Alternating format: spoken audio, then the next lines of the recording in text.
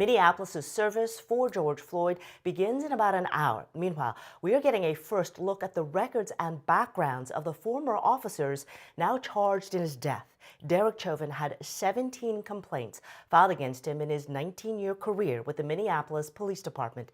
He is now facing a second-degree murder charge. 3 other ex-officers now also charged. Heavily redacted personnel files for most of them are on khou.com if you wish to see more. And this is a live picture from Minneapolis right now. People gathering outside of North Central University in downtown.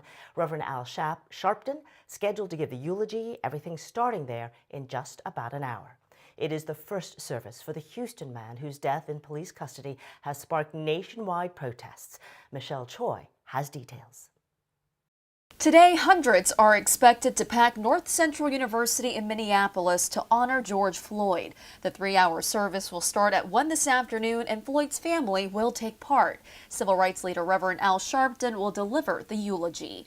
It'll be the first of 3 memorial services held in remembrance of Floyd. Mourners have already been gathering to celebrate the life of the 46-year-old in the city where he died. My father should not be killed like this. We deserve justice. This comes a day after the Minnesota Attorney General upgraded the former police officer seen kneeling on Floyd's neck, Derek Chauvin's charged to second-degree murder, and the other 3 officers who stood by as it happened were charged with aiding and abetting murder. We're here today because George Floyd is not here. He should be here.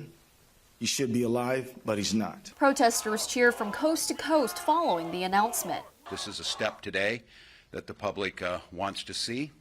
Our justice system needs to make sure that justice is served. Meanwhile, nationwide protests continue as demonstrators demand justice for Floyd. In New York City, thousands of officers were deployed to head off looting and vandalism. In Iowa City, overnight protests were tear-gassed. In Detroit, a much different approach. Police allowed a march to proceed despite a curfew. Their voices are being heard. I support it. And that's what counts right now. In Houston, Michelle Choi, KHOU 11 News. George Floyd will return home to Houston to be laid to rest next week. The public visitation will be on Monday. The funeral is on Tuesday. We will continue to update you on his story both on air, online, and on the KHOU 11 mobile app. For more information, just text Floyd to 713-526-1111. And at 1 p.m., CBS will take a special report on the memorial service in Minneapolis.